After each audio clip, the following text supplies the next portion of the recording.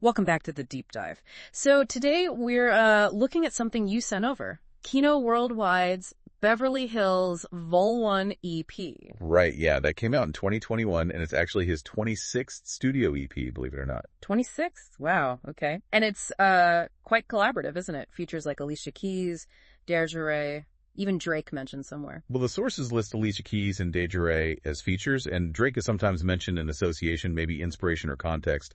But the direct features listed are Keys and Desiree, plus producers like DJ-Pain1 and Fedaro. Gotcha. So quite a mix. And our mission really is to kind of dig into this EP, these 6 tracks, and see what they tell us about Keeno's, artistic path right now. Exactly. And what strikes me first is that range of collaborators. You've got huge names like Alicia Keys, then maybe less globally known artists like Desiree, and different producer sounds. It feels quite deliberate. Like he's trying to paint with a few different colors on this one canvas. Yeah, maybe exploring different textures, different ways of writing within just 6 tracks. It's pretty concise. Okay, so let's unpack it.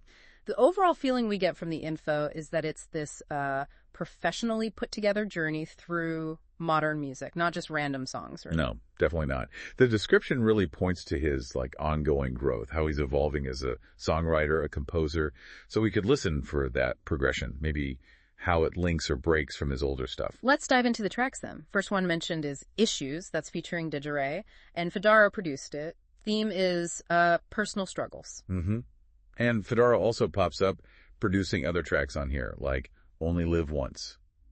His involvement might suggest a certain sound, maybe something a bit introspective. Paired with personal struggles and Desiree, you'd expect maybe a moodier piece, reflective. Could be. Yeah, maybe layered vocals, or the music itself might have a slightly melancholic feel, worth listening for.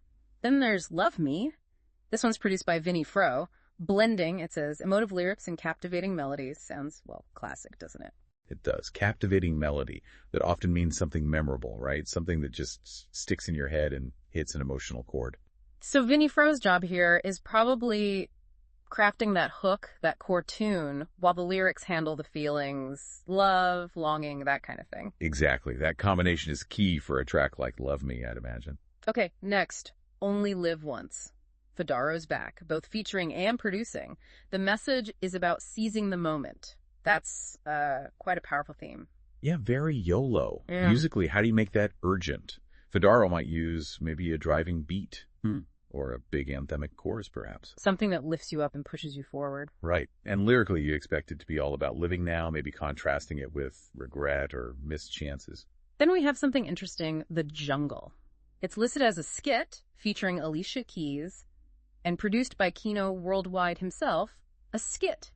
In the middle. Yeah, that's a specific choice. Then those called a unique interlude bridging emotions. That's the key phrase, I think. So like a palate cleanser.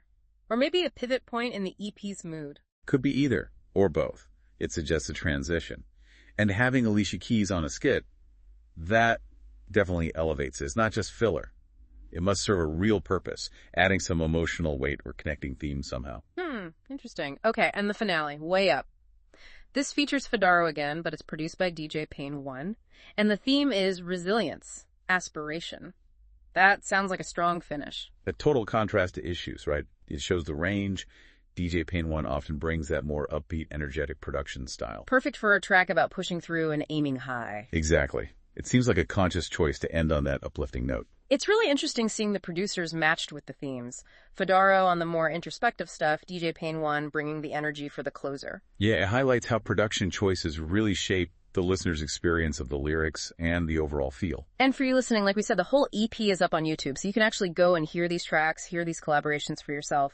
Which is the best way, really, to get a feel for how all these elements, the features, the production, the themes, actually come together. And it seems Keeno's building a whole world around this too, doesn't he? There's merchandise, a weekly newsletter. It's more than just the music release. Yeah, connecting directly with the audience, building that community. So wrapping it up, Beverly Hills Volume 1 isn't just 6 songs. It feels like a snapshot, a statement. A very carefully put together statement, I think. Yeah. Showing where Keeno Worldwide is artistically, using these different voices and sounds to explore quite a range of human experience, from struggle to aspiration. Right. So for you, the main takeaway is probably how multifaceted it is. The mix of collaborators, the journey through different themes.